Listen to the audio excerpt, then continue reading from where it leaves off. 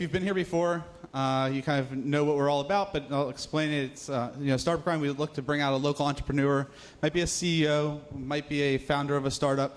Sometimes it's legal advice that we get out here. Sometimes it's investors.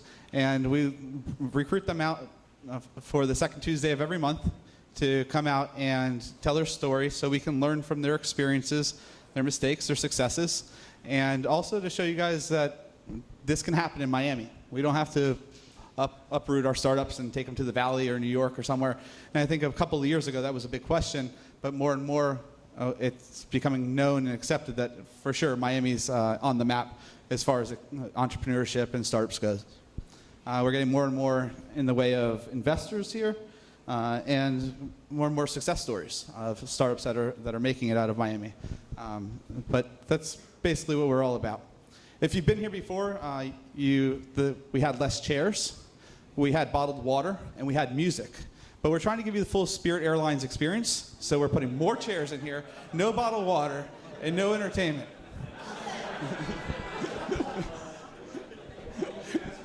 And the reason I asked Ben to come out tonight is because the price is still the same, though.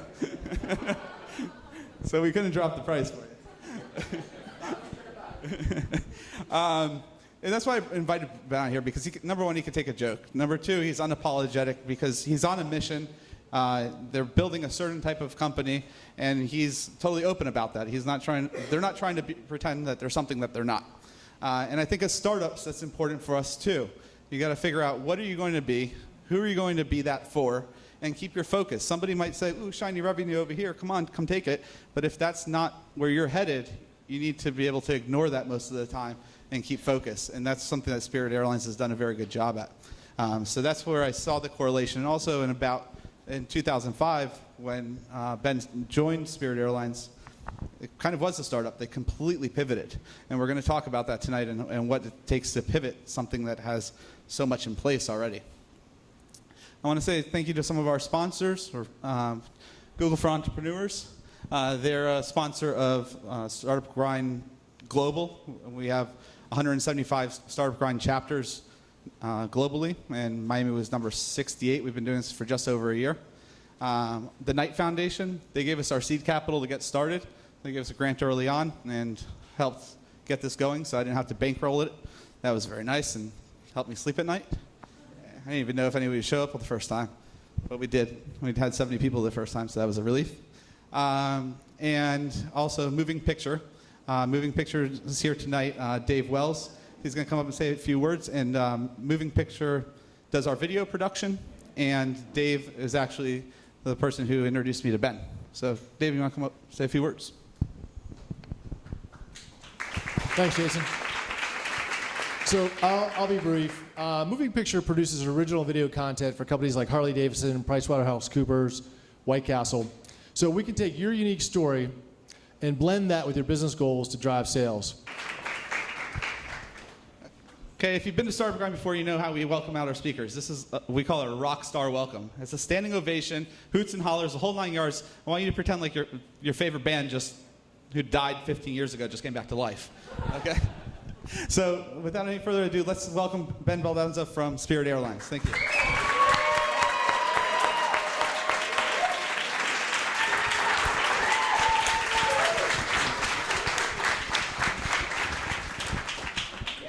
Well, thank you, Jason. And I want to start out by saying that you guys are all, I'll tell you how special you guys all are to me, because normally I have a rule at Spirit, which is we only wear ties when we're asking people for money. And since I don't think that's going to happen tonight, it was a real special thing to put on the tie, so thanks. Well, thank you for wearing the tie tonight. Yeah, that's right. No, we do feel special, with or without the tie. That's great. Now, it's great to be here. Big fan of startups, big fan of entrepreneurship. That's one of the things we've had to do at Spirit. So, Jason, I'll let you run the show here, and hopefully we'll have a good time over the next few minutes here.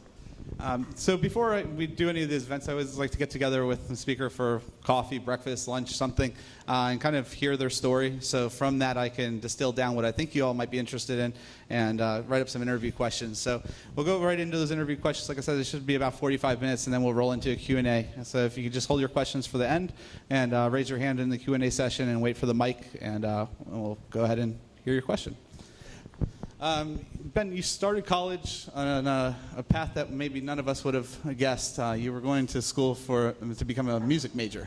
And within a year, you shifted over to economics. And what happened in that year that shifted you? Well, I was a trombone player in high school and middle school and went to school my freshman year to become a professional trombone player. And I learned in that year, I went to a music-centric school. It wasn't just a university that had a music program. I went to a music school.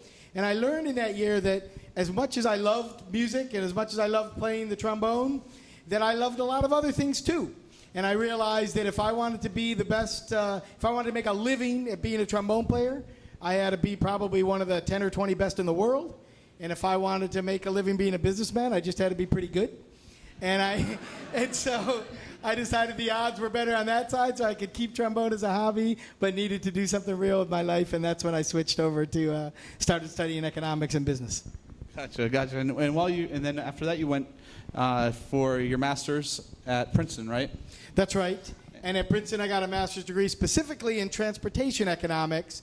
As an undergrad at Syracuse University, I spent one semester in Washington, D.C. at American University. I was still enrolled at Syracuse, but spent a semester there. And during that semester, I interned at Amtrak, the National Rail Passenger Corporation. And I realized how broken that company was, but I also realized how fun transportation could be. The idea that there's big capital investment, there's labor issues, there's government issues, there's technology issues. And that was really interesting to me. So I started looking into graduate programs that would sort of focus me a little bit more in transportation. In the summer between my undergraduate and graduate program, I learned to fly little airplanes. And I started to realize that planes were more fun than trains. And so then I ended up going to work in the airline business from there. Do you know how to fly big airplanes now? I don't legally know how to fly big airplanes. Okay, you didn't say that. But I've not crashed the simulator. And so you get out of college, you start on a career path in aviation. So can we briefly run us through that and how you came to the day that you're pitching the private equity firm on why you should be the CEO of Spirit Airlines? Yeah, so I went to work for American Airlines in the middle 1980s. So that'll tell you how old I am. And the US airline industry was deregulated for price and schedules in 1978. So before 1978, airlines in the United States, if they wanted to fly from Miami to New York, they had to ask the federal government for the right to fly that. They had to be granted a license by the federal government to serve that route, and the US government would tell them what they could charge. And that was all run by a division called the Civil Aeronautics Board, which doesn't exist anymore. But in 1978, that was all deregulated. And the reason the industry was deregulated was because there was an airline in Texas called Southwest, and there was an airline in California called PSA that were not subject to that federal regulation because they only operated inside the states of Texas and California, respectively. And a group of legislators, primarily Democratic legislators, it was in the Jimmy Carter administration, and Ted Kennedy was a big pusher of airline deregulation, basically said, look, these are airlines that are safe, that are flying lots of people, and their fares are a lot cheaper. There's nothing magic about state boundaries, so why don't we let them compete the way these airlines interstate compete? And that changed the world for the airlines. The modern U.S. airline industry really started in October of 1978. And is that when I'm talking too long? That buzzes? Is that? And so American Airlines in the 1980s was a great place to be because the American Airlines leadership at that time had figured out what deregulation was going to mean for the industry long before most other airlines did. So in the middle 1980s, the American Airlines management team was a very dynamic group. I went to work in the finance organization there, and since the CEO of the company was a finance guy, he didn't let any big decisions get made in his company without the finance group evaluating them. So working in the finance group at American Airlines in the middle 80s, I got to be involved in labor contract analysis and which airplanes are we going to buy and what routes are we going to fly and what should the frequent flyer program look like, all by running the economics and building spreadsheets and doing things like that. So that that's what got me sort of noticed at American, is that I was a pretty good spreadsheet builder, and I could break down big problems pretty well and help explain them and model them in a quantitative way. And then from that, I sort of moved into a couple different areas within American. Then I followed my boss at American to Northwest Airlines. And then I worked there for a few years. Then I worked at UPS for a year. And then I worked at Continental Airlines for a few years. And then I worked in Central America for the Taca Group, which is a privately run airline. And then I went to work for US Airways. And in each of those moves, I got my experiences grew. I got to be involved in a little different thing. I got to leverage things I knew, but also add on to my exposures. And over time, started to really understand the business a little better because I had seen it from the finance side and the marketing side and the operating side and things like that. And that really helped because airlines aren't particularly complicated because we just, put you on a plane and take you somewhere. But they're very complex because you got to have the planes and the bags have to go with the passengers, and you have to have the crews that are legal, and you have to maintain the planes in certain ways, and certain airports have certain regulations as to when you can fly, and so there's a lot of complexity even though it's not very complicated. So learning the business, all aspects of the business, was real important. And in 2005, or really in 2004, Spirit Airlines, which had been a company since 1980, but from 1980 to 2005 had lost about $350 million cumulatively through that time. And in 2004, the company had been bought by a private equity group. And that private equity group, part of their reason for buying Spirit was that they thought that they could take a company that had a basic asset base but didn't really have a strategy. And if they could get someone who understood the airline business, maybe they could help them turn it around and be profitable with it. And so they ended up hiring me, and I was very happy about that. Part of that conversation was, Spirit's a little airline. And if you want to compete in a world where scale matters, if you buy 100 airplanes, you get them cheaper than if you buy 2. And if you buy billions of gallons of fuel, you can pay a fraction of a cent less than if you don't buy that much. And those details matter. And so in an industry where scale matters, if Spirit was going to be small, it was going to compete, one of the things I pitched sort of the private equity group on is we got to be different. And we're going to have to compete in a different kind of way. And the way we need to compete is the way Ryanair runs in Europe or the way Southwest used to run in the United States, is we got to have a different model, we got to service a different kind of customer, and we can't think like a traditional airline. They liked that idea. And basically from 2005 to 2009, we radically changed the whole business model of Spirit. Sorry, I thought this was on silent, but it was also on vibrate. Great. So industry firsts, you've started touching on some of those industry firsts that you analyzed and helped bring to market at American. What are some of the things that we're used to and we think are just part of the airline industry now? There were some industry firsts that you were part of the team that brought them to market. Well, at American Airlines, American was the first company to build the frequent flyer program. The Advantage program at American Airlines was the first frequent flyer loyalty program, and in the 1980s, the terms and deals around that were all sort of created, so understanding the economics of that helped that program become the biggest in the world. Also, the use of technology for things like, initially for things like scheduling airplanes and for flight planning and things like that. Now, in the more modern age, that's the way people buy their tickets and things like that, so that was an important thing. At Spirit, we've innovated in a number of ways, and you all pay for your baggage separately on almost every airline now, thanks to Spirit. And so you can throw the tomatoes now. But at some point through this talk, we'll talk about why that really makes sense for us, even though it may not make as much sense for some other airlines. Gotcha. And in analyzing these decisions, whether or not to bring this new product or this new way of doing business to market, do you have any tips for us, tools that you use, books that you've read, methodologies for breaking down these big, complicated propositions and seeing if it really makes dollars and cents for the business? Well, we like at Spirit, we like to break as many things as we can into 2x2 matrices because you can solve a lot of the world in 2x2 matrix. So as an aside, we use a 2x2 matrix for our basic HR approach, for example. You can measure people how well they get it in terms of do they understand what you're doing and how much do they give a you-know-what. right? And people who care a lot and get it, those are your stars. And those are the people who become your next managers and directors and vice presidents. People who don't get it, but they have a lot of heart, you can train those people and you can help them get it. It's the people who don't care so much whether they get it or not. Those are your people you got to weed out of the organization. So that's an example of a 2x2 matrix, used in a practical sense. For the business model application, what we did is we looked at all airlines in the world, and we said, let's break them into two big buckets. Airlines that make money all the time, and airlines that have made money in good times, but lost most of that money in bad times, and their profitability has been really cyclical. And what we found through that analysis was that most airlines in the world were like that second type. Most airlines were airlines that have made money in good times, but lost a lot in bad times. I think by 2002, the US airline industry was a net loss industry since Orville and Wilbur first flew. It was some ridiculous thing like that. But we said we don't want to be that way. So we said, what are the characteristics of the airlines that have been consistently profitable over the last 30 years?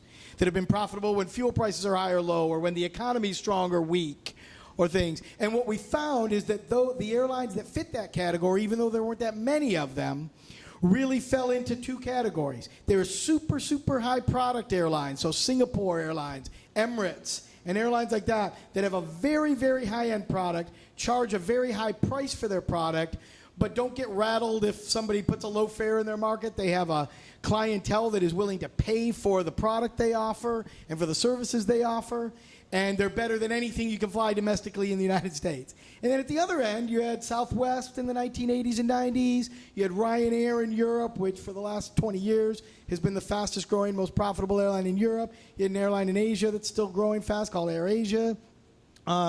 They actually had a crash not too long ago, AirAsia, and that's unfortunately how some people in the world got to know about them.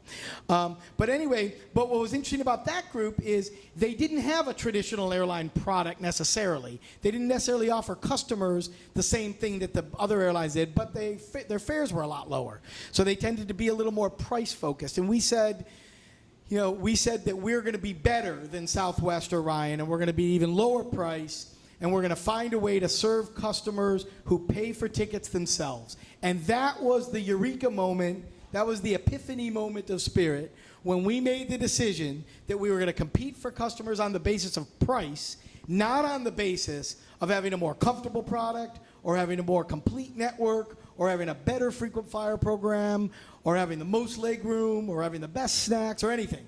We just said we're going to be the cheapest way to get to New York or Chicago or Nicaragua or Colombia or California, and we'll do everything we can to make the fare lower tomorrow instead of higher tomorrow. I spent the first 20 plus years of my career figuratively going to bed every night thinking about how I can make the fare higher for my customer and not make them feel too badly about that.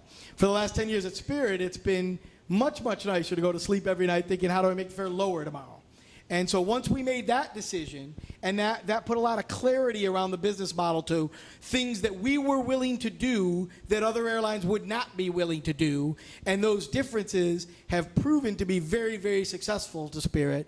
As a result of those changes that we've made, we've certainly disenfranchised some customers who used to like the old Spirit or is willing to pay more for a JetBlue or Delta kind of experience. But at the same time, for every customer we've lost that wants that product, we've attracted dozens of new customers who can now fly for the first time or fly more often, or even if they can afford the nicer product, say, I don't really want to pay to get there. I want to spend money when I'm there. And so that reality has worked very, very well for us. We went public in 2011 after spending really 6 years refining the model. And since we've been public, our investors have done very well because our stock has done well. Our employees have done very well because they now work for a stable, growing company. And our customers have done great because they save individually thousands, collectively hundreds of millions of dollars a year versus had they taken their travel on other airlines. This year, we're growing 30% over last year. Next year, we're growing another 20%. And since 2009, we've been growing at about 20% per year. So our growth is the fastest in the industry. Some of that's a small number issue, right? We're small. So it's 20% easier when you have 70 airplanes than when you have 700 airplanes. But we're growing fast, and we're also the highest margin carrier, among the highest margin carriers in North America. And so we've been one of the most profitable airlines in the U.S. and the fastest growing. That's why investors like the airline. Gotcha. And in the course of your career, while you were at US Airways, you went through or experienced 1.5 bankruptcies. Why 1.5? It was one. Yeah, go ahead. I'm sorry. What do you learn from being present in those situations? Well, so US Airways was one of the first big airlines to go into bankruptcy in the most recent wave of bankruptcies. 20 years ago, a number of airlines went through bankruptcy too, and so the first bankruptcy that US Airways went into was just shortly after 9/11. US Airways was impacted more than most other airlines because of 9/11 for two reasons. One, they had more short-haul routes than other airlines, and the security rules that were put in place after 9/11 changed the decision about whether I would fly from Buffalo to Pittsburgh versus just drive for a number of people. And the second thing was US Airways was the largest carrier at Reagan National Airport in D.C., and while every airport in the U.S. closed for 3 days, that airport closed for over 30 days. And so it was a huge source of revenue. So for those two reasons, US Airways every airline was really hit, but US Airways was disproportionately hit. So the company went into bankruptcy and went through that bankruptcy. That was the one. A couple of years later, when the rest of the industry had gone through bankruptcy or was going through bankruptcy, US Airways realized that it didn't do enough in its first bankruptcy, so it entered a second bankruptcy. And I left the airline for Spirit in the middle of that bankruptcy. That's why I say I participated in 1.5 bankruptcies, because I left midway through the second bankruptcy of US Airways and said, let's go make an airline profitable instead of just keep trying to fix this thing. So do you learn that if you're going to file for bankruptcy, you got to go all the way so you don't end up with a second one? Yeah, that's exactly right. Well, again, you learn a lot in bankruptcy, although I wouldn't recommend it as a strategy for any of you if you don't need to. But what you learn is that you have to make prioritizations, and you have to make decisions about what business you're in and what's most important. And if you're going to emerge from bankruptcy as a successful company versus liquidate in bankruptcy, you have to do the exact same thing that we had to do at Spirit or that any of you have to do if you're starting or building your company, which is figure out who you are, who your customer is, how you're going to attract your customer in a way that's unique or different or better than somebody else. And if you can't figure those things out, and if you don't have that clarity, you're not going to be as successful competing. And so US Airways had to do that for its space, which is a different solution than we chose at Spirit, but it went through that process. All right, and then you come to Spirit Airlines 2005. In many ways, it was like a startup. You guys did a complete 180. Absolutely. It was a pivot. Maybe even harder than a startup because you got all these assets out there. You got all these people with a mindset that you've got to retrain. What was the financial state of Spirit in 2005 when you started there? Well, Spirit was financially a disaster. The company was losing between $50 and $80 million a year on about a $400 million revenue base. That's hard even to do even for an airline. Maybe the post office can do that. I don't know. So the airline just wasn't working. And one thing that I learned from the CEO of Northwest when I was there is he made a statement that a lot of people laughed at, but it was brilliant. He said, if you want to stop losing money, you got to stop doing things that lose money. And while that sounds crazy, it's amazingly true. And what we realized is that almost every route US Airways that Spirit was flying was losing money. And so why fly that route? And a lot of the decisions we were making, which had maybe an emotion of why it was a good idea to offer a business class product or to offer this type of service or something like that, didn't have the economics that backed that up.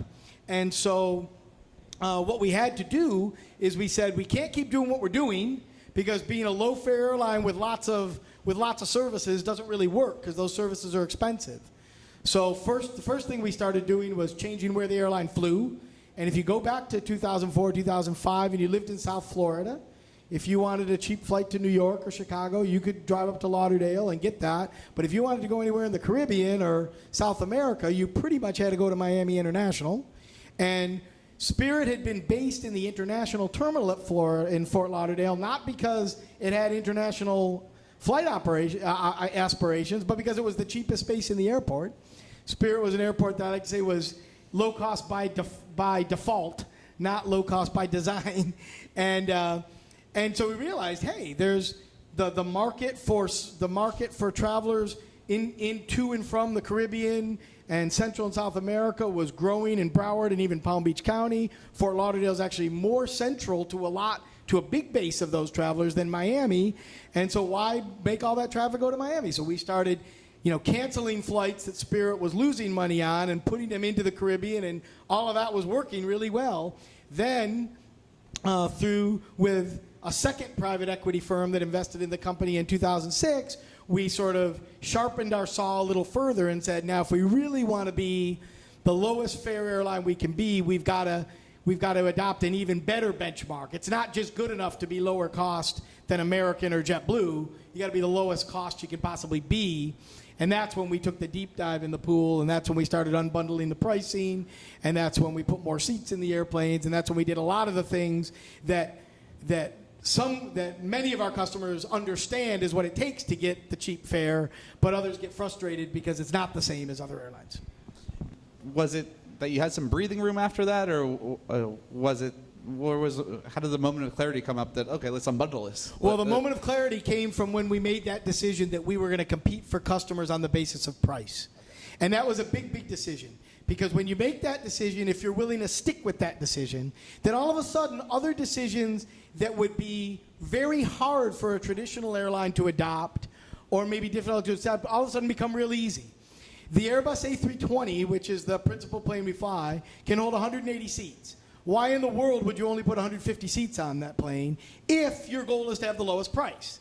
The plane's really expensive, the pilots are expensive, the fuel's expensive, landing in New York's expensive. If you can spread that cost over 180 people instead of 150, everybody can pay a lower fare. We all carpooled in college, right? Yeah, everybody understands that basic idea, but why in the world would you put fewer seats in that? And Spirit was flying around A320s essentially with 150 seats, so that's crazy. Put more seats in the plane. And why would we charge everybody for bags when only a third of our customers check bags? Why should you pay for his bag when you're not checking a bag, but you are? So that's crazy. We can lower your fare, keep your fare the same by adding a bag charge and lowering the price by that amount. You who don't check a bag pays the lower price. You who checks the bag pay the same as you used to, but you pay it separately as a ticket plus a bag fare. And that concept just translated through everything we did. And as the more and more we did, the more we realized we could make the fare lower and lower. If you go back to 2005, Spirit's total average, the total average that customers were paying Spirit was around $120. And that was basically about $115 in fare and $5 in extras, which was liquor on the plane and maybe an overweight bag or something like that. Fast forward to now, our total price is only about $130. It's only just a little bit higher, even though fuel is 3 times higher than it was then. It's only a little bit higher, but the fare is only around $80. And $50 of it, or a little more than $50, comes from those optional ancillary services. And what that does is it puts the pricing power in the consumer's hands. And it says, this is important to me, so I'll pay for it. This isn't, so I'll save the money. Understood. And part of the model is you guys don't really focus on the business traveler. I mean, if they want to, they can, but you don't have to keep those routes open to service large companies that fly on your planes on a regular basis. That's exactly right. Part of the strategy of being a price-based marketer is that, by definition, we're not serving customers for whom somebody else is buying their ticket. So if you work for a company and they buy your ticket, you're not going to fly Spirit. So the customer we serve, and we get a little bit rankled when people refer to us as a leisure airline or something like that, because we don't think of ourselves as a leisure airline or anything. We think of ourselves as an airline that caters to customers who pay for tickets themselves. Because customers who pay for tickets themselves tend to have a much more realistic mindset about what's important to them, much more willing to maybe make a trade-off in order to get a lower fare. I'll go ahead and print my boarding pass myself, or that free Coca-Cola, quote unquote, isn't that important to me. I'll save $20 on the ticket. If somebody else is buying your ticket, you're going to want the most legroom you're going to get. You're going to want the Wi-Fi. You're going to want the meal. If you're paying for it yourself, most customers tend to think a little different. So that clarity of we're serving customers who pay for tickets themselves align very nicely with we want to have the lowest total price to fly. And that almost by definition said we're not going to carry corporate business travelers. And it's a great strategy to carry corporate business travelers if you're the kind of airline that wants to do that, because corporate business travelers pay a lot more for their tickets than customers who pay for tickets themselves. But it also drives enormous expenses within the organization. So you could choose to be a high-cost, high-unit revenue airline, or in our case, a low-cost, low-unit revenue airline. And our business model, we believe, has more growth potential and is more stable. Even though there's a big part of the market we absolutely just ignore. We don't serve corporate business travelers. And I'm not saying we won't let them on the plane, but they're not naturally going to pick our airline. But that's real important. And it's a huge source of revenue. And it's a source of revenue where most airlines spend all their time thinking about, but we don't. And that is the Spirit's whole difference in the space. Every other airline that you can name spends a lot of their time thinking about how do I get this higher fare paying customer to fly me versus the other guy. We don't spend any time thinking that at all. We just think about how we can make $72, $71. And then after that, how can we make that $70 and ultimately $50? And I mean, as a salesperson, I've sold many things in my life, and you always kind of want to package things up. You don't have to cross-sell, you don't have to upsell. It's all here. You want that? Well, you're going to have to buy all this too. So it makes perfect sense. And then I started thinking to myself after I met with you the other day, I mean, wow, there must be so many industries that could be unbundled. And how can we unbundle cable? And I'm like, wait a minute, I already do. I've got a Roku, and I pay for the episodes I want to watch. That's right. So do you live in a world where you're just looking at these industries and you're like, that should be unbundled this way, this should be unbundled this way? Do you see a world of bundled industries that need unbundling? Yeah, but there's a lot of things we already buy that are unbundled. Restaurants are unbundled. Most restaurants don't include your drink or your salad or your dessert with the entree, but we don't think of that as unbundling. Imagine if the only car you could buy was the high-end model that had the nav system and the better wheels and the more powerful engine and the sport package. But most people don't buy that car, right? They buy maybe a lower price car, or they buy the packages in the car that are important to them. So a lot of things that consumers buy are unbundled today. When we applied it to the airline industry, it looked like heresy, and like the media hated us. But the reality is, it's what we've done to the airline business is more like other things everyone buys. It's just that the airline business hadn't typically been treated that way. The thought, at least by the early mid-2000s, excuse me, was that if you bought an airline ticket, it included your bag, it included a free Coca-Cola, it included maybe something to eat, even if it used to be a meal, now it's just peanuts. It included that stuff, but doesn't have to. And you can make the fare lower if you don't include that stuff. And have you ever analyzed what the customers complain about most and considered giving them at least that? Like, I looked on Twitter, and you guys get about a tweet a day about no water, no free water, about one tweet a day. So have you ever just thought to yourself, well, maybe we should just give them the 25-cent bottle of water? Why not just give them the water? Because the water doesn't cost 25 cents. If you want to bring water to an airplane, I mean, this is a thing that people don't think about, but it's a reality of the business. And in your businesses, you're going to face a lot of this, where you have a challenge that your customers don't internalize. But to bring anything to an airplane, you've got to have a caterer bring it to the airplane. That person has to be security checked. The truck has to be security checked. They've got to go through a whole bunch of regulatory things because airports are very secure things. Just driving the catering truck to the airplane costs $200. If I put one bottle of water on the airplane, that costs me $200 plus the bottle of water. I pulled a full cart of water on the airplane. It's now $225 or $20 or maybe $205. I don't know, whatever it is. But you never get that back for free. That's $200 that I now got to spread over every customer and make their ticket price another 40 cents higher or 50 cents higher to cover that water. So the water isn't free. It's not free on any airline. It's bundled into your fare. What about Wi-Fi? We're willing to pay for it. Well, you might be willing to pay for it, but you know the rate of Wi-Fi acceptance paying in airlines today? About 3% of customers pay for Wi-Fi in airplanes today. And let me tell you why that's true. You know why it's true. Where should you pay for Wi-Fi? The answer is nowhere. Wi-Fi should be free, right? The only place most people pay for Wi-Fi today is in expensive hotels, right? It's free at Starbucks, it's free at McDonald's, it's free almost everywhere you go. On an airplane, if it's $2.99 or $3.99, 3 to 5% of the people buy it, but it adds 200 pounds of weight to the airplane. That burns more fuel on every single flight, right? When it doesn't work, now you've really pissed off a customer because they expected the Wi-Fi didn't work, right? We have put out a challenge to every Wi-Fi provider, every airplane Wi-Fi provider in the world today. The ones who give Wi-Fi to Southwest and JetBlue and American and Delta and everybody. And we said, here's the deal. You install it on our airplane, you pay for the fuel burn, and then you tell us how much of the revenue you collect you'll give to us. Will you give us 2 cents of every dollar you collect, or you give us a half a cent? And they all say, we can't do business that way. We won't make money. So what does that tell you? No airline makes money on Wi-Fi. It just adds to their costs, and it raises all their ticket prices.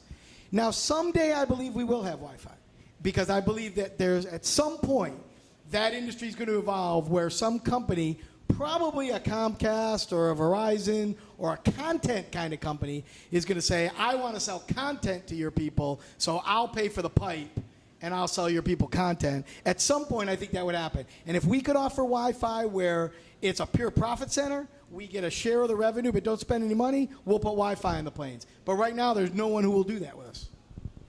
And please explain the concept of an intermediate good. I want people to maybe think of their own businesses, maybe they're intermediate goods, and maybe they could unbundle them. Have any of you ever taken, economics classes in college? Any of you? So maybe, oh, that's awesome. That's great. About 2 years ago, or maybe a year and a half ago, I was being interviewed by a pair of people from NPR's Planet Money. And we were talking about the airline, and one of the guys said to me, Spirit sounds like an airline that was built by an economist. And I was very proud of that. And I thought I was feeling very good about myself until the woman he was with says, but don't you know that everyone hates economists? But an intermediate good, as you may have learned in college and you take economics, is something that people buy not as an end product, but as a means to do something else. So nobody who's on an airplane really wants to be on the airplane. They want to be to the destination they're going to. They want to be on vacation. They want to get home. They want to see their grandma. They want to go on their business trip. They want whatever. And so because of that, individuals tend to have a different opinion and a different price elasticity for an intermediate good than a final good. You can wait in line for 10 minutes in the airport and that airline screws you. You get to Disney World and you're waiting 20 minutes for the Aerosmith rock and roller coaster and you're on vacation. Right? You're in line either way, but at one point you're on vacation, and one, you're being held from getting to the vacation. So that concept of intermediate good, which an airline is the reason that an airline like Spirit can be so profitable, because more people, a higher volume of people who travel, want the airline to be cheap, even if they stay in a really expensive hotel, or even if they buy a really expensive dive package, or even if they spend a lot of money at the vacation. Because that's what people want to do. They want to spend the money being there. They don't want to spend the money getting there. And that's why our business model is so popular for people who pay for tickets themselves. And how has Spirit employed technology to keep your own costs low, pass those savings on? What areas have you developed proprietary technology, and what areas have you adopted industry technology to help you guys become? We use technology in a lot of our company. The two big technology, or I should say 3 big technology systems we use, the systems that check in all of our customers at the airport, the systems that flight plan our airplanes and decide how much fuel we put and decide which route we're going to fly, and then our enterprise reporting system, the way we report our financial systems. Those are big third-party systems that we purchase and operate, and the systems we use are used by lots of other companies. We use SAP for our enterprise reporting system, for example, and the check-in system we use is used by a lot of different airlines in the world. Where we've had to build our own proprietary technology is largely in our revenue stream. I mentioned earlier that our non-ticket revenue, or our, what we call our ancillary revenue sometimes, is a little over $50 per passenger. And the pacing of that revenue growth was almost exactly described by our ability to build technology to manage those unique revenue streams. The ability to charge for bags, have a subscription-based club, do a different charge for a boarding pass, and be able to put the audit systems behind that, the compliance systems behind that. And that's one of the basic It's also one of the basic barriers to entry. If somebody else wanted to start another Spirit, they could, and they could say, I want to charge for everything Spirit charges for, but they couldn't go buy a system that does all that because we had to build all that technology. We think about technology in a pure economic way. If it can lower our costs, we want it. If it can raise our revenue, we want it. If it can make us more operationally efficient, we want it, because that tends to lower costs. An airline that runs on time, an airline that doesn't lose bags, spends less money than an airline that is delayed and loses bags.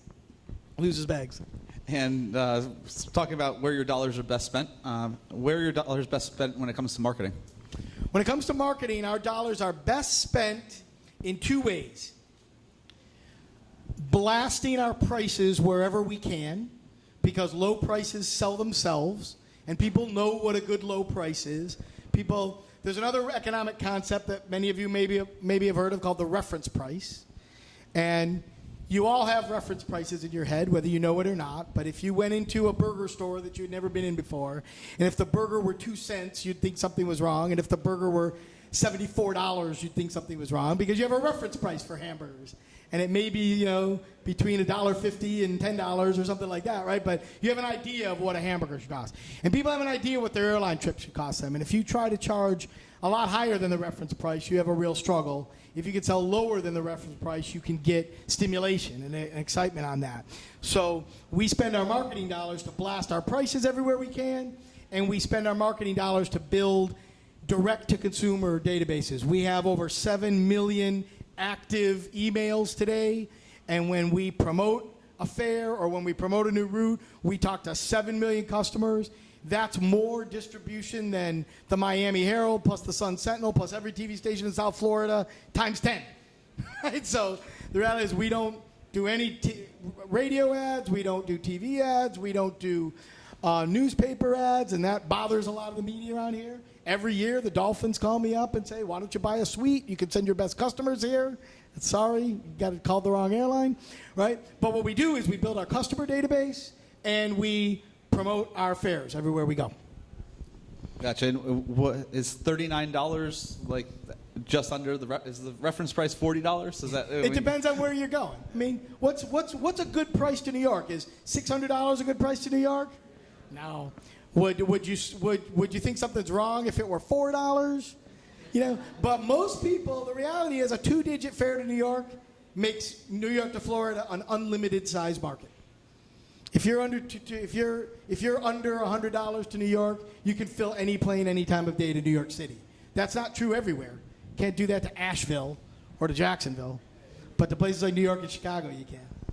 So, talking about your marketing a little bit more, I don't know if any of you have been to the Spirit website, but it's all sketched. It's like hand sketched. Not like any other airline website. You probably take the logo off of every airline's website other than Spirit's, put them side by side, and you wouldn't be able to tell the difference. But yours is a sketch drawing. Why? Well, we, about 2 years ago, we recognized a reality of our business as we were growing. We recognized that we had a barbell in our customers. We had customers who really loved us, who promoted the heck out of us, who talked to their friends and relatives about how much money they save on Spirit and totally got the business model. And then we had people at the other end who hated us, who said, I love the fare, but I don't like the fact that I got to pay separately for my bag, or that you made me buy my bottle of water, even though the shop in the airport makes you buy the water too. But and we realized that the big difference in those two groups wasn't their income, wasn't their nationality. It was, did they understand what they were buying when they bought Spirit? I have this bad joke that someday I'm going to walk into Chick-fil-A and look at the menu and say, what do you mean, you don't sell hamburgers here? Right? Nobody goes to Chick-fil-A to get a hamburger. And you don't go to Spirit to get a lot of leg room. You come to Spirit to get the lowest price to where you're going. And so we started talking to branding companies, and we interviewed literally dozens of companies, and we narrowed it down to a couple, and then we ended up hiring a group out of Kansas City called the Barclays Group, because we felt that they understood our customer challenge the best, they understood the business model approach the best, and had the most creative solutions to that. So working with Barclays over the last 1.5 to 2 years, we've developed a whole way to think about the airline and communicate the airline. We changed the way the website looks. Our planes are now big, bright, and yellow, and increasingly like that, because we don't want our planes to look like any other airplanes. We don't want our website to look like any other airplanes, because we're not like any other airline, so we don't want to look like them either. That helps push that idea that we're different. We've branded our fares. We call our fares now bear fares. It suggests they're sort of naked, stripped down. They don't have a lot with them. But then we give you frill control. We give you the ability to decide all the frills that are important to you and pay for those. And we found that that kind of language and the education around that, starting with our own team members at Spirit and then ultimately to our customers, has dramatically reduced the anxiety about the business model, and it's really changed that barbell. Now customers come to the airport more and more understanding exactly what they got.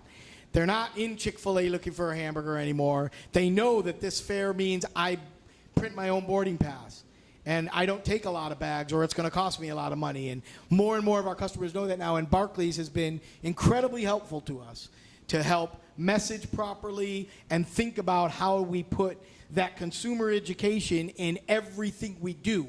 The reality is of an airline, and I'm sure that you guys have analogies to this in your businesses, is customers interact with us in lots of different ways, on the website, through a phone, at the airport, on the airplane, and so on. And so all of that needs to be consistent. We need to think about what education we can put in what spots. So we've changed the signage in the airports. We've changed the way people line up.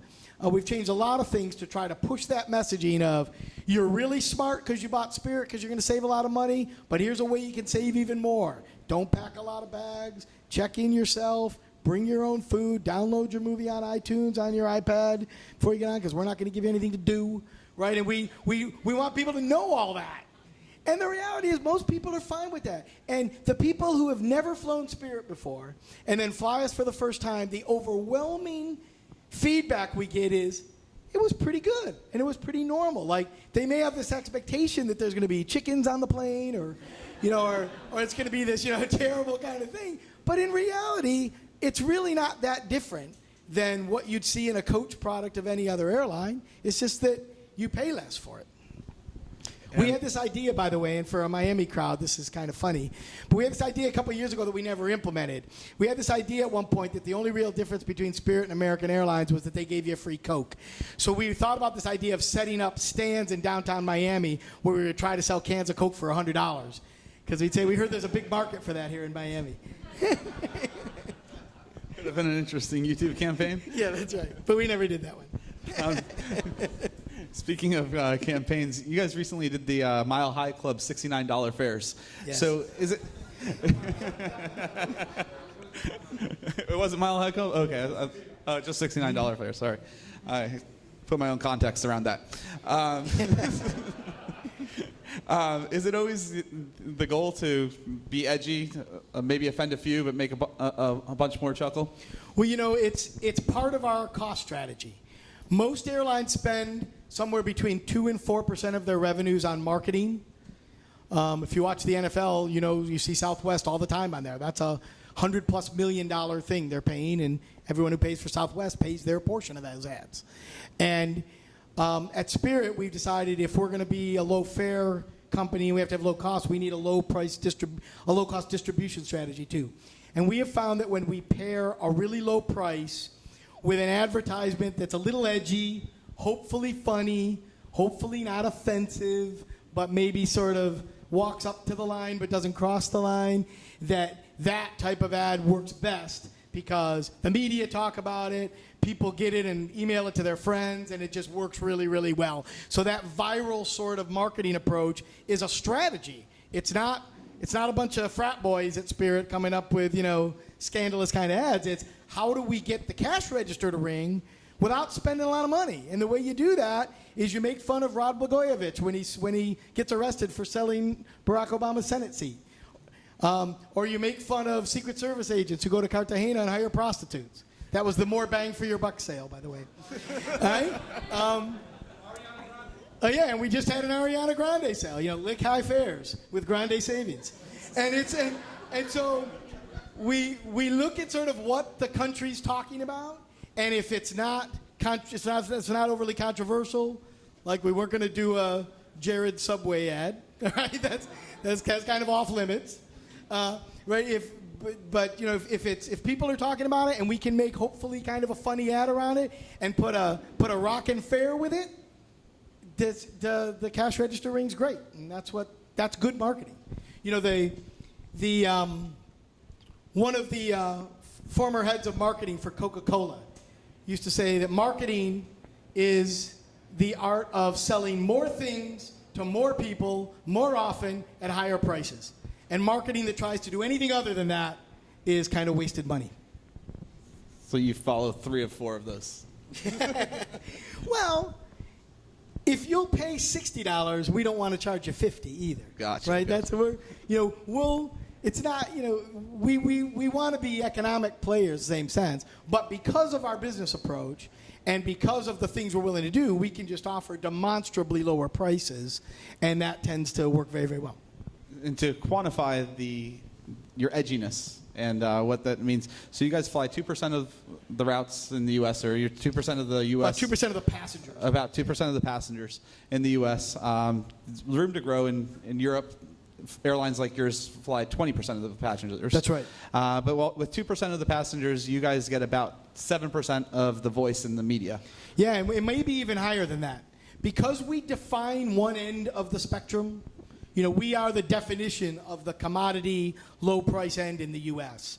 Airlines like United, Delta, and American all do the same thing, so they all get media for their own things at times, but they're not meaningfully different in the way they approach their business. Because of that, and because some of the things we do initially tend to be received somewhat negatively, because you charge for bags, or your seats don't recline, or you're going to make me pay for my boarding pass at the airport. Those are initially perceived as very disruptive in the space. So Joe Kernan wants to talk about that on Morning Joe, and Squawk Box wants to talk about that, and Neil Cavuto wants to talk about that, and the New York Times wants to write about it, the Wall Street Journal wants to write about it. So we often show up in stories that aren't even about Spirit, because we'll get referred to as the airline that does these things.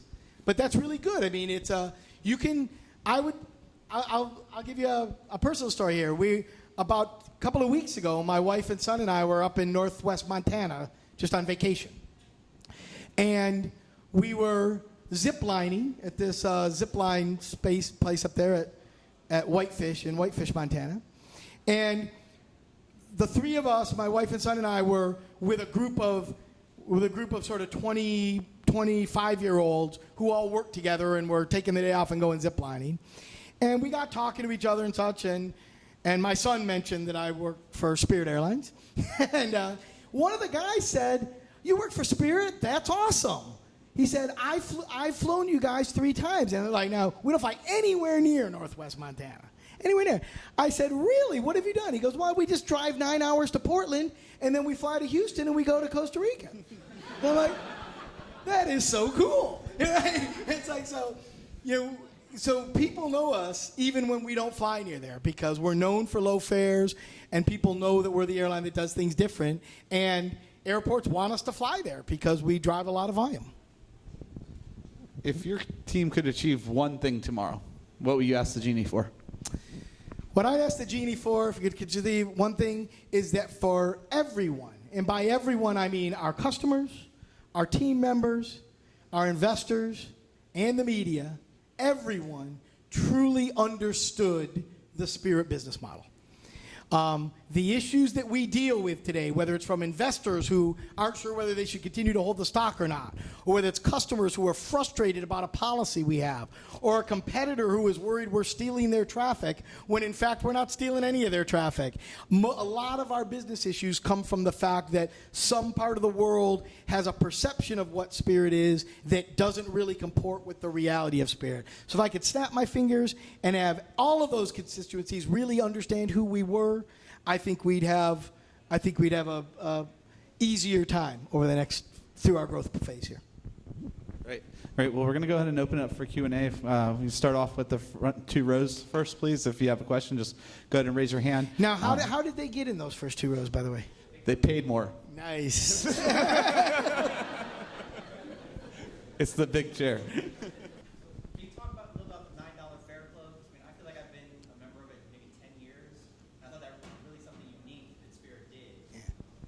Yeah. Where's that today, and how is that a big part of Well, if you've really been a member for a long time, the program started in 2007. So almost 10 years. The $9 Fare Club is a subscription club that we offer. It's a straight rip-off of Costco or Sam's Club. That's what it is.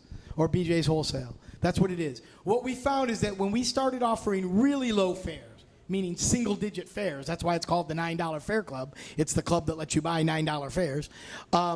We found that it actually generated a lot of complaints because the fares sold out very quickly, and customers are saying, hey, this is bait and switch. You told me you had this fare, and now there's none available left. So, again, looking outside the industry and looking at the Costco Sam's model, we said, let's not offer necessarily any more of those cheap fares, but let's make people pay to get access to them. So we started the $9 Fare Club as a way that you as a customer would get unique access to fares that other people don't get.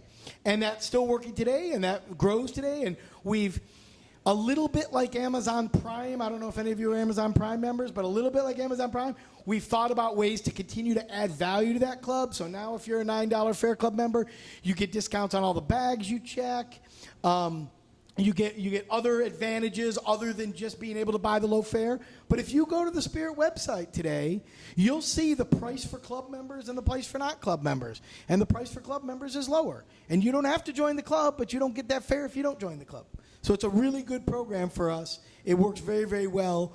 We don't disclose a lot of information about the club in terms of the size or renewal rates or things like that because nobody else does it. And so we like it and nobody else does it, and we're okay with that. You ask customers what they care about when they fly, they overwhelmingly say they want a cheap fare. And we offer them far and away the lowest fares. We could charge them more money and give them more things. But here's a tip that I think you should, many of you probably do understand, but you should understand. If you want the truth in business, you don't ask people what they want. You watch what they do. And the reality is people want Wi-Fi, but they don't pay for it. People want legroom, but they don't pay for it. And so the reality is you end up having to charge everyone a higher price. So the fact that some people maybe would prefer to have the water not be charged separately, not everybody thinks that. Again, when we started charging for bags, 1/3 of our customers didn't even check bags, but they were paying for the bags of everybody else. That didn't seem fair to us. So what we want to have is a very clear value proposition to our customer.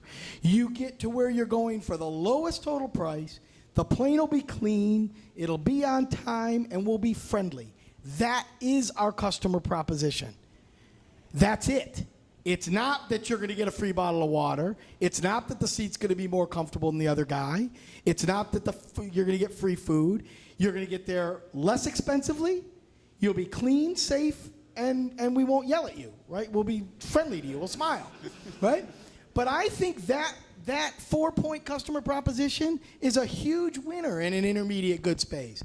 If you're on the airplane for 2.5 hours for a week-long vacation, why would you want to pay $50 more for 2 inches more room or for a bag of blue chips? That's crazy. Now, some people will want to do that, but the customer who wants that bundled product, there's plenty of options for that product. You know, the BMW 7 Series is a nice car, but more people buy a Ford Focus than buy a BMW 7 Series. The BMW is a much nicer car. Goes faster, more comfortable, sexier, everything. But I don't know how many Ford Focuses get sold for every BMW 7 Series, but it's got to be 6-to-1, 7-to-1, something like that. Most of the world isn't willing to pay more for something better if they can get the core of what they want for a lower price. So I think we are a great customer service airline if we can deliver on that proposition. If we can get you to where you're going for the lowest price, lower than you can get anywhere else, and we're on time, and we're clean, and we're friendly, it's okay that I don't give you the bottle of water. And I don't think that makes us a bad customer service airline if we don't give you the bottle of water in that context. Now, we're not always on time, and that's a customer service problem that we're. Well, it came about from some data and from listening to what people say, and I just told you all to not listen to what people say and watch what they do. But the data matched what people said, which is throughout my career, it has become very clear to me that relatively small dollar changes in ticket price can absolutely change the decision about which airline people fly. And when you ask people what they care about, they overwhelmingly care about price more than anything else, more than legroom or frequent flyer program or business class or Wi-Fi or anything like that. So we decided that we were going to be less concerned about the features that people liked to have in exchange for being uniquely focused on the one thing that they most wanted, which was the lowest price. And that made us different than other airlines, because every other airline, think about how every other airline markets. We don't charge you separately for your bags. We have more legroom than anyone in coach. We have a worldwide network, right? None of those are, we have a lower fare, right? Every airline to various degrees tries to attract a customer who's willing to pay a little more to fly them versus someone else. And we said, we're not going to do that. We're just going to have the lowest price, and customers who care about price, which isn't every customer. We realize that, but it's a lot of customers. Every customers who care about price are going to naturally want to come to us because they want to save money. People buy lots of people. I mean, everybody hates Walmart, but they're the biggest retailer in the world. Why do people shop at Walmart? Because they save money, right? It's not a nicer experience than shopping at Target, and it's a lot, not nearly as nice as shopping at Nordstrom's. But a lot more people shop at Walmart. So we said, we're going to be that kind of airline, and that forced is the wrong word. The decision to be that airline allowed us to make decisions that I couldn't have made at US Airways or that United or American can't make on things like how we configure our airplanes, what times of day we fly our flights. I can tell you, when I ran the scheduling group for Continental Airlines, Continental doesn't even exist anymore. It's part of United, right? But we had all these corporate contracts in Houston. We had a big hub in Houston. And I can tell you, if we didn't have a morning flight to New York City and to LA in Houston, a lot of our contracts had those kind of provisions in them. So it doesn't matter that the flight was only 50% full.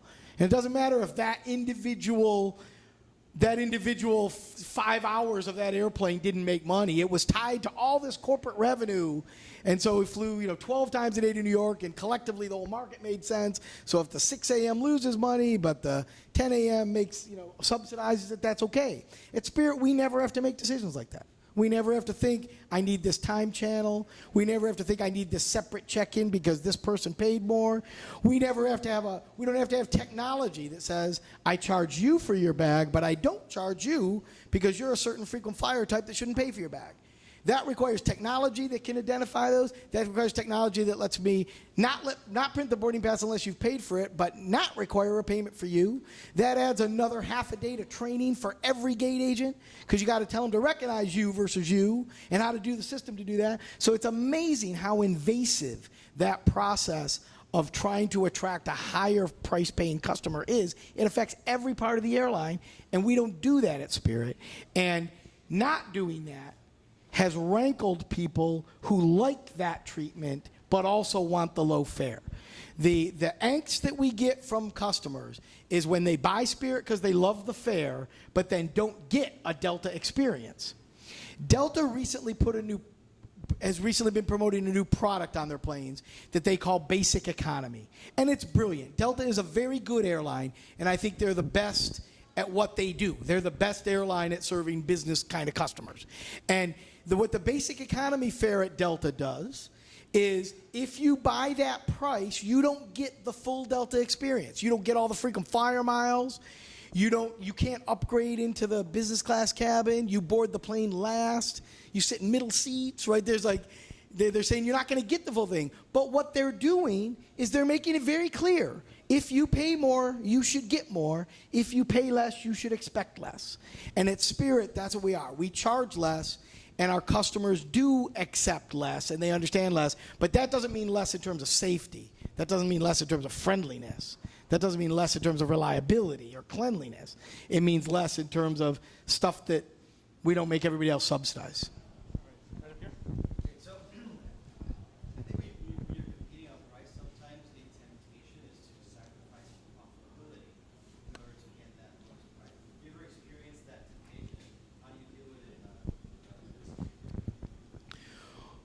Well, we run pretty high margins at Spirit. And we have the first full year of the business model we've all been talking about here today was in 2007. In 2006, the year before that, the airline lost $80 million. And we've been profitable every year since then. And so the reality is when you can service a customer that doesn't demand all the extra products, and you can have a cost structure that matches that, that's a really winning kind of approach. Now, Delta also runs pretty high margins, and so does Alaska Airlines, but they have to charge their customers more because they offer those customers more, and there are customers willing to pay that. But that's great. I mean, there's Morton's and there's McDonald's, right? There's Mercedes and there's Kia. Right up here. In the white. Hi, Daniel Dominguez with AJ Technologies. I have a question for you. Well, I have several questions. I'm allowed right now. When was your last vacation? Where did you go? Which airline did you fly? All right, so I mentioned that we were in Montana just a couple weeks ago. That's where I went. I went to Northwest Montana, and I flew Spirit Airlines to Las Vegas, and then I flew Allegiant Airlines to Kalispell, Montana, because Allegiant was the cheapest way to get to Montana. I wanted to spend my money after vacation, not getting there. Go ahead. So we've seen the rise of meta search engines like Kayak and Kitlum. Where do you see the industry going? I mean, that industry, the distribution industry is finding ways to be profitable by, being an aggregator of things like that. You can buy Spirit through all those channels. You can buy Spirit on Orbitz or Expedia, and you can find us on Kayak. But the reality is you're going to pay more for your ticket if you do that. So we have a $5 each way charge that is applied to any ticket that isn't sold through Spirit.com. And the reason for that is because Spirit.com is a lower distribution cost. And so that concept we do in other parts of the airline too. It follows a basic premise, which is if as a customer, if you behave in a way that is lowest cost for us, we're not going to charge you anything different. But if you choose to behave in a way that is more expensive for us, you're going to pay that difference. We're not going to make everybody subsidize you. So you buy us through Kayak or through Expedia or something, you end up paying $10 more for your round trip than if you buy on Spirit.com because we have to pay those aggregators some money. So that's how it works that way. I think that's a good business. It's a great way for people to find us. When we start when we start a new city, a lot of people find us through Kayak, through Expedia, and through those aggregators. But then the natural value seekers end up realizing, hey, I can save even another $10 if I buy at Spirit.com. So they tend to migrate over to us over time. Right here with glasses. Why do people work for you? You talked a lot about why people come and buy from you, but why do people come work for you? There's a couple of reasons. We have a great culture inside the company. We have a winning culture, a work hard, play hard kind of culture. And we don't really care how people dress, and we don't think about FaceTime and things like that. We think about results. And there's a certain type of personality, probably many of you are in this room, who think like that, right? And so we have a really good culture. We don't hire a lot of people, but we try to hire really smart people, and we let them do their jobs, and we expect people to make decisions, and we expect people to do their job well, and we reward them for doing job well, and we celebrate good successes, and we celebrate failures too when we learn from them. And we're really stable, and because we're growing 20-30% a year, that creates enormous promotion opportunity. Analysts can become managers pretty quickly. First officers become captains pretty quickly. And if you're smart and if you work really hard, you can have an awesome career at Spirit. And that's why people come to work there. There are people who don't want to be a little cog in a big, massive 80,000 employee company. They want to be one of the marketing guys who can actually do something and come up with a great ad idea. And it doesn't matter if they've only worked there 2 months. If they got a good idea, we'll run that ad. And there's a lot of places in the airline business where that's true. Right up here. Is there any future plans of establishing Spirit Airlines in another continent, such as Asia? That's a really great idea. Now, Asia has an airline like Spirit called AirAsia, and Europe has Ryanair, but South America doesn't have a lot of airlines like Spirit. And so we've thought at some point whether it makes sense. Now, that's complicated, and complication is inconsistent with low cost. because complicated things are always at expense. So keeping things simple is one of the ways we keep our costs very low. But at some point, franchising the Spirit idea in geographies where we don't serve today is possibly a way the airline could grow at some point in the future. It's not the next couple of years. It's not the lowest hanging fruit on the tree for Spirit over the next couple of years, but it's absolutely a way to think about the business longer term. It would require, because of the way aviation laws work, to start a different company to do that. Just like British Airways can't fly from New York to LA in the US, a US-based airline couldn't fly from Bogota, Colombia to Lima, Peru. You'd need a Colombian or Peruvian-based airline to do that. So it would mean starting up another company and sort of franchising the model, but probably wouldn't be Spirit per se. Okay, I've never seen this many hands in our audience before. So, okay, one more here in the VIP section. Keeping your prices low, do you see Spirit's future more in aligning and making the existing technologies and your technologies better and monetizing on that with your ancillary revenue, or considering individual partners exited from Spirit and are now involved with Frontier in going to the keeping the price low and expanding the network? Are we possibly going to see Spirit as a Frontier partner, or Spirit take over Frontier or merge? Well, we're not really interested in merging Spirit with any other airline right now, simply because Frontier, for example, wouldn't give Spirit anything that we can't just go do on our own. We can just buy more airplanes and do anything Frontier does. But at the same time, we buy their problems too. And they have different issues than Spirit has. And so I don't want to complicate our business with having to deal with a whole culture merge and things like that. We've got a rocking company today that people understand, the employees, understand and work well. And trying to merge that with another group of employees who maybe think differently or think of a different approach would be a risk to that. And there's nothing unique that Frontier would bring to us that we can't just go do. We want to fly more in Denver, we can just go fly more in Denver. We want to go do the things Frontier does. Geographically, they don't have anything unique that they would really offer us. So I would never say never, because the world changes lots of ways, but when we think about our natural growth, there's nothing really that Frontier offers us that would justify the complication of the business model. All right, in the back there, blue. Yeah. Yeah. There was a recent, I think it was within the idea of American Airlines to phase out complimentary key privatization. And yeah, along with that, like, is there a line you wouldn't cross? Is there something like you wouldn't? Is it a cost-cutting idea that's like, no, you can't go that far? Yeah, there absolutely is. And we tend to think of it in terms of whether it can truly be optional. And some people might argue with our definition of that, because they say it's not optional not to take a bag. But the reality is a lot of our customers don't take bags. And so our view is if it's necessary to take the flight, then it's part of your base fare. So if it can realistically be separated and offered separately, we'll do that. We get asked a lot, for example, whether we would charge for the bathroom on board the airplane. And we've said repeatedly we won't do that, because that, as far as I'm concerned, that's not an option, right? And so the reality is people have joked about that, but we won't do that.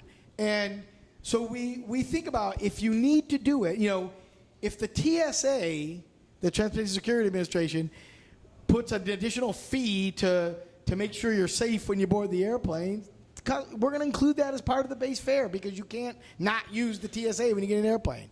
But if you can print the boarding pass for free on a kiosk, or you can print it for free at home on your web, then why should we have to pay for the ticket counter and the employee to print you that boarding pass?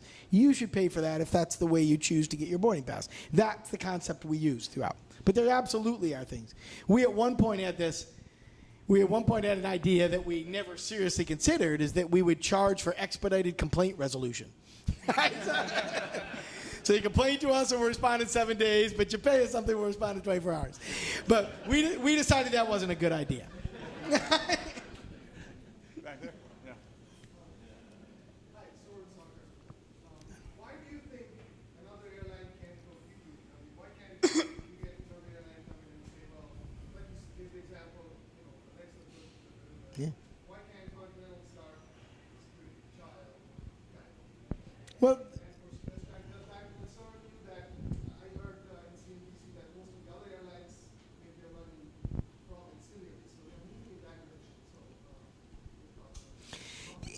it's, of course they could. I mean, the reality is Spirit's business model is a better mousetrap.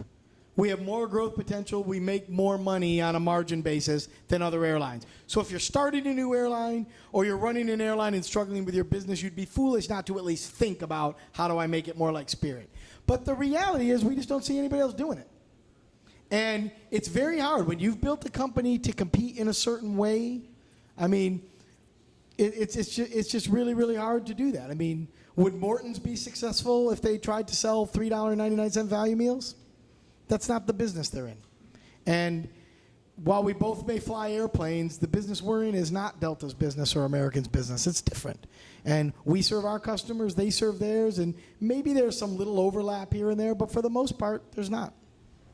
Okay, so like I said, I've never seen this many hands, so I'm guessing you guys want to keep going. We're 18 minutes over. I'll say it here now. If you've got somewhere to be and we're running you late, we won't be offended if you get up and walk out while we're continuing this discussion. So next, right up here in the light blue shirt, please. You know better than anybody else, on average, the cost of jet fuel is about 35% of the total operating cost. What are you doing, or what is Spirit doing to hedge and contain that cost so that you can continue charging the lowest fares in the industry? Another unique aspect of our model is that we are a little bit less exposed to fuel than others. And let me tell you why that. There's a couple of reasons that's true.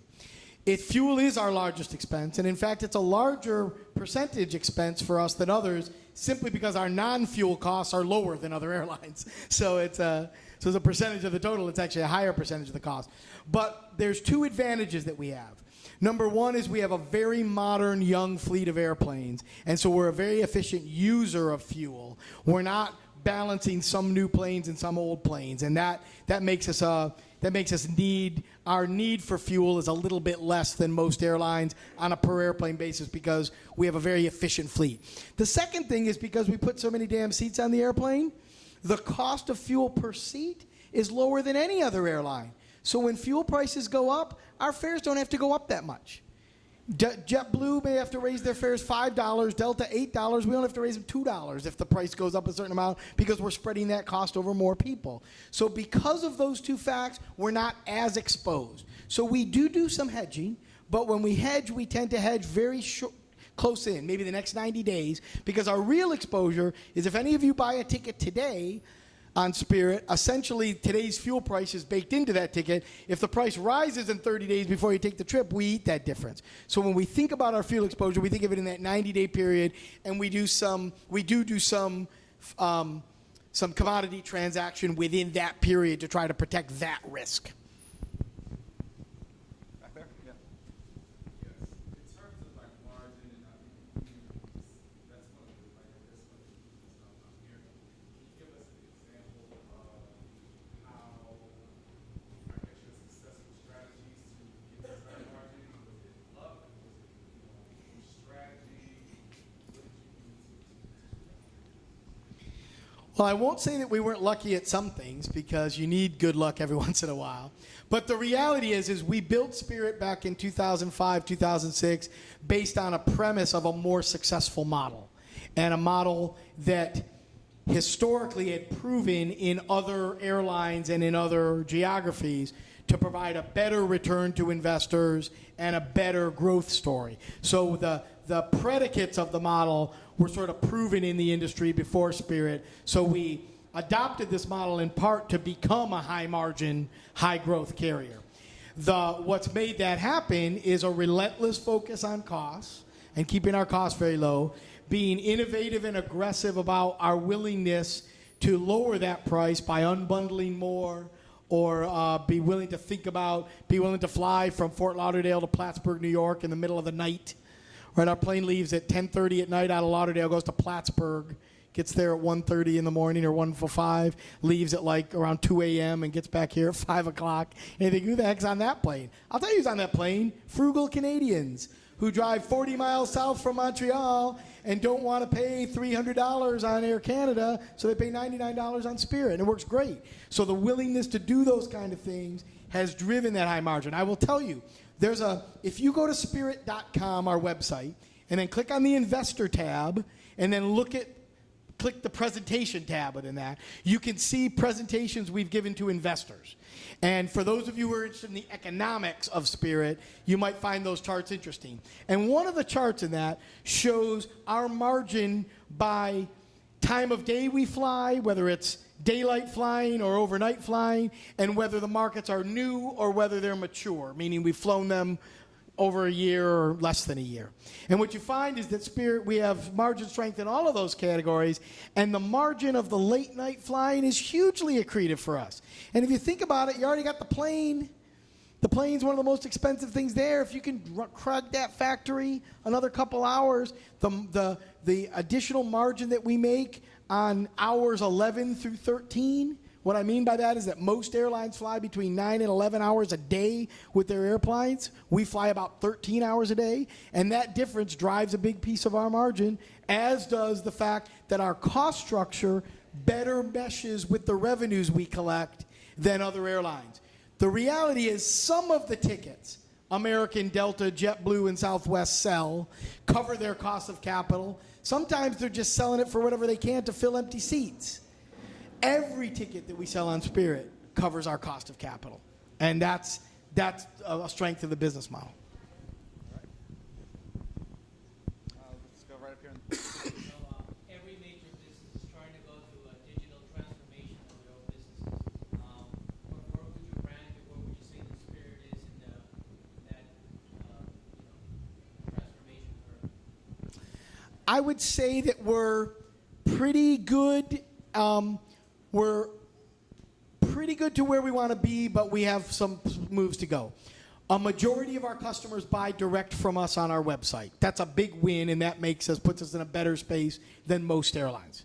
Most airlines sell a disproportionate amount of their travel through third parties like Expedia and others, and we don't.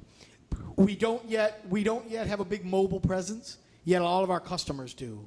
So we don't yet have an app. You can't yet buy Spirit on your iPhone unless you go to the website, and it's kind of kludgy to do it that way, right? But but we're building that functionality today. And all of our customers carry, a PDA. And so eventually we need to build that. But the interaction with our customers is largely digital, and the process of information flow within the company is largely digital today.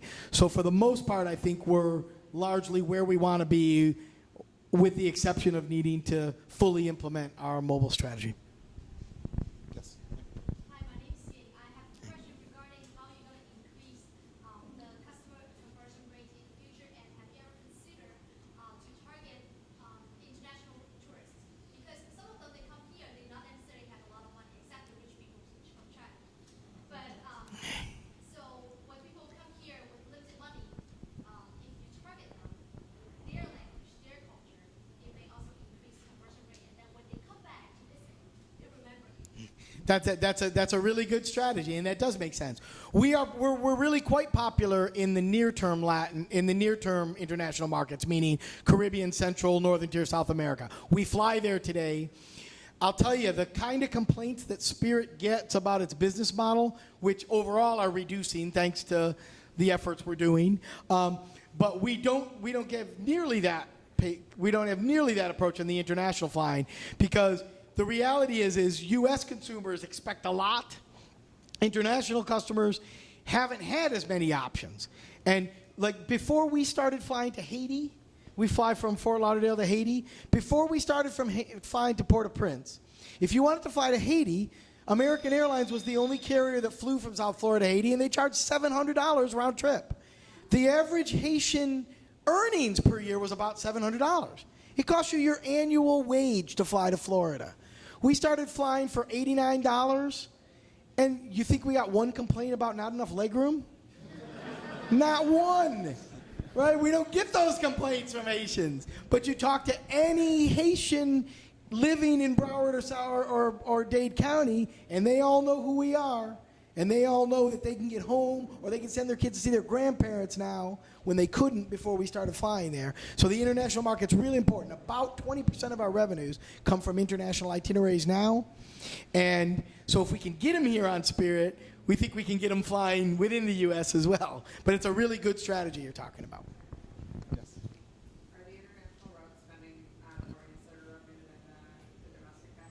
in different ways. It follows what you would if you sat and thought about it, you could probably figure out what happens. Short flights, not a lot of people buy anything on board. If you're going for 40 minutes to Orlando, you're not going to buy a lot, and some people will buy a Bloody Mary, right? But but if you're going on a longer trip, the longer the trip is, people tend to take more bags. The longer the stay is, people tend to take more bags. If you're going for 7 days, it's hard to not check a bag. If you're going overnight, you can usually bring the kind of bag that would be free on Spirit. So the international tends to carry more bags because they tend to bring empty bags here and full bags home, right? Depending on where they're coming from, but they don't buy as much on board. If you're going to Vegas, everybody buys booze, right? The Vegas vacation starts when you board the airplane. What it does, it tends to even itself out over more, but we manage the business for that too. We stock more booze on the Vegas flights, as an example. We think about how it does that, but it's different. It's really more related to length of stay and length of flight than origin point. That's what it correlates more to. I'll come back to you, Max. Okay. Kind of a specific question. With regard to Atlantic City, that terminal there, I've been flying that route since I was a kid, back when you had to fly DC 9 to DC 10. Wow. It used to be they were never very full. I've been out of Fort Myers and Tampa and Fort Lauderdale. And you guys do a ton of business out of Atlantic City. And I know other low-cost providers like AirTran have tried to go in there. The only real service is essential air service from some of the other major airports like Philadelphia and stuff. Are you doing a normal strategy? Is there anything special that you learned, or can you expand on that at all? Atlantic City is a great city for Spirit, and we've been there for a very, very long time. And it was a part of the airline before we converted the airline to what Spirit is today. And we have a lot of customers in South Jersey and the Atlantic City area. One thing that would surprise some people is that we don't take a lot of people to Atlantic City to go gambling.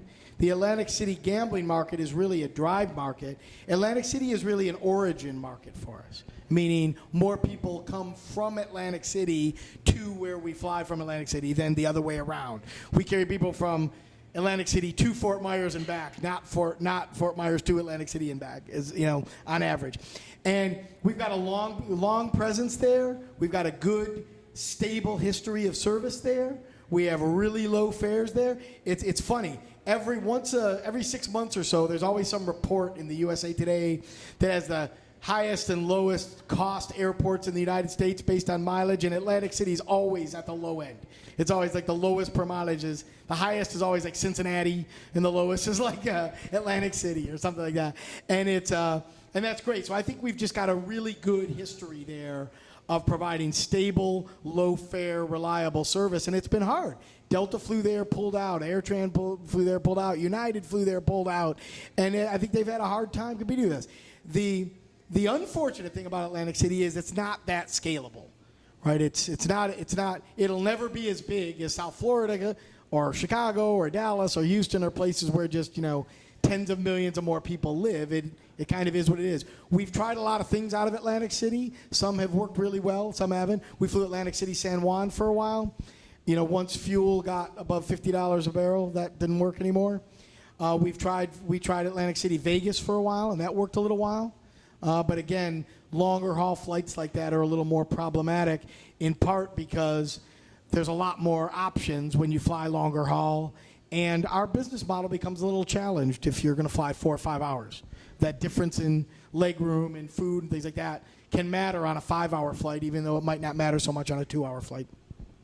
Okay, we're going to take one more question, Max here, and then afterwards, Ben's going to come up and ask him a question one-on-one as well. So go ahead, Max. Yeah, Ben, you obviously have a very good understanding of economics. And you mentioned that you only have 2% of the American population. So it sounds like there's a tremendous opportunity to grow 5%. So what do you guys see in the next few years, how to achieve that? And maybe still back down here. Well, we've got a big airplane order. We're taking about 100 airplanes over the next 5 years. We're taking almost a plane a month. And that's the key thing we do is fly airplanes. And when every one of those airplanes flies 13 hours a day, you can generate a lot of new flying with those planes. What we're not going to do so much is we're not going to necessarily do more of what we're already doing. What I mean by that is we're not going to take a lot of our 1 flight a day routes and make them 2 or 3 flights a day. What we're going to do is start a lot more 1 flight a day routes. So we're going to take what Spirit does today and just bring it to more and more places rather than do more of the same thing, because that's consistent with the model again. The reality is the first flight in a first nonstop trip in a place we don't serve is likely to be more profitable than the third flight in a market we already serve anyway. So our natural inclination to be economically motivated and fly the route that's going to make the most money is going to lead us toward that strategy. Also, we're carrying a segment of the population that in most cases wouldn't fly but for Spirit, or gives them the ability to fly more because of Spirit. And that's kind of fixed in its size. And we're a big disruptor in the airline space, and we disrupt the price structure when we fly a new market, but that generates a certain amount of people. And something would have to change about the economics of that route to all of a sudden start generating a lot more people. So we tend to size the new routes we start with the amount of capacity it needs. Sometimes we're wrong and got to fly a little more, a little less, but for the most part we're kind of there, and usually the best thing is to go do something new. So we're going to grow a lot. We're at 74 airplanes today. We're going to be around 150 airplanes by the end of 2021. We'll be close to 4% of the industry at that point in terms of traffic, but it's mostly going to be growing in places that we're not in yet, rather than doing more where we are. Yep. You want to hear Ben tomorrow? This is a shameless plug, by the way. Ben is going to be on Mornings with Maria Martin tomorrow at 7:50 in the morning on Fox Business Channel. We're announcing a new kind of quirky campaign, and Ben's going to be talking about it. And you'll think the campaign's very fun, so it's good. All right. And I'm going to take a shameless plug for next month's event. Next month, we're going to have Brian Bracken from Kairos. They're a facial recognition software company. They provide this facial recognition for other softwares. So they focus solely on facial recognition. And if you're building an app that needed facial recognition to log into it, you might use Kairos for something like that. They built the company here in Miami. They've been very successful. And Brian has been able to plug into the ecosystem that we have and the resources that we have here very well in order to bring his business forward. So we're going to talk a lot about that and about what we actually have here in Miami as far as resources go. I'm going to turn it back to Ben just for a second for some closing remarks. Anything you want to make sure we walk away with today as far as knowledge goes, favorite books, blogs, any resources you'd like to share with us? Freakonomics. I really like the Freakonomics podcast. That's a download of their show on NPR. The way they think about the world and the way they use data to decide what the right things are is very consistent with the Spirit thing. So I'd recommend that to anybody in business. It's a good thing to do. All I would say is that know what you want to be. Know the customer you want to attract. Know how you're going to be better or different than your competitors in servicing that customer. And if you build that, if you use the passion of your heart, but don't separate your brain and the reality of the economics of the business from that, and you can tie an economic structure to your passion of what you want to do, you can create some really terrific businesses. And I hope all of you, I wish you all a lot of luck, but also use a lot of your smarts to make that happen, because I think that's the secret to success, is finding a way to service the customers you want to service in a way that's unique for them. That doesn't necessarily mean you're going to service everybody. Not everybody in the world eats at McDonald's, but McDonald's does a pretty good job servicing the customers they service. But that's not the same customers that Del Frisco serves. Thank you so much. This is great. Thanks. Thank you.